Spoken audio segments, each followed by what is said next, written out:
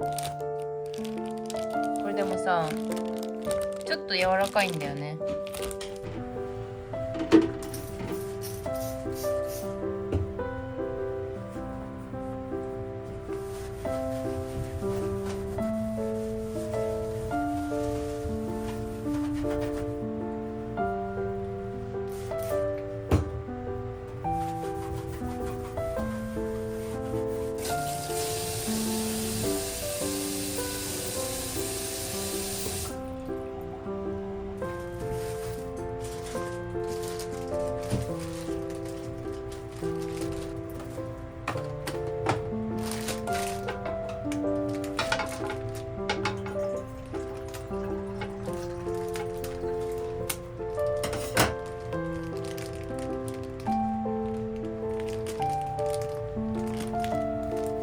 あれ、餅を主食にしてご飯食べるわけじゃないよね。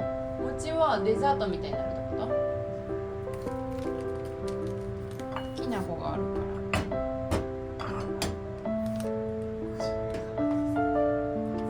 ら。あ、じゃあ3個ね。じゃあなんか保管するから。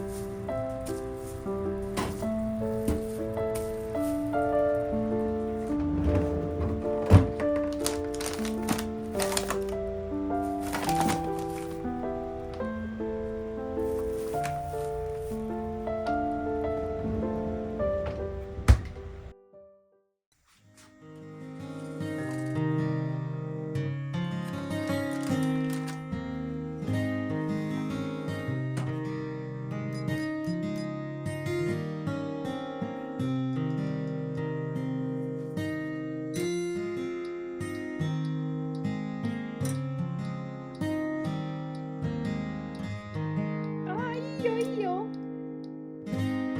うわー、お、いいよいいよ。見て見て見て。あー、膨らんでる。かわいいかわいい。うわ、すごいすごいすごいすごいすごい。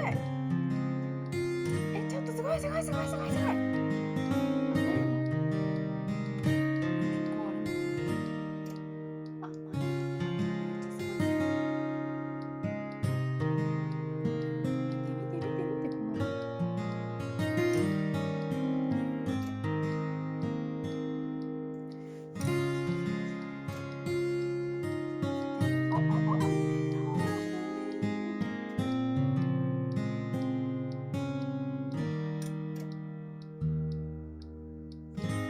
初めて食べるかも。生まれて初めて食べる。こうやって家で焼くみたいな。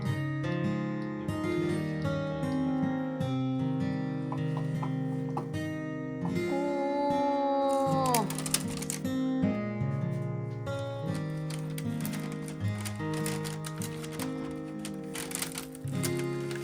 うわー。あっち。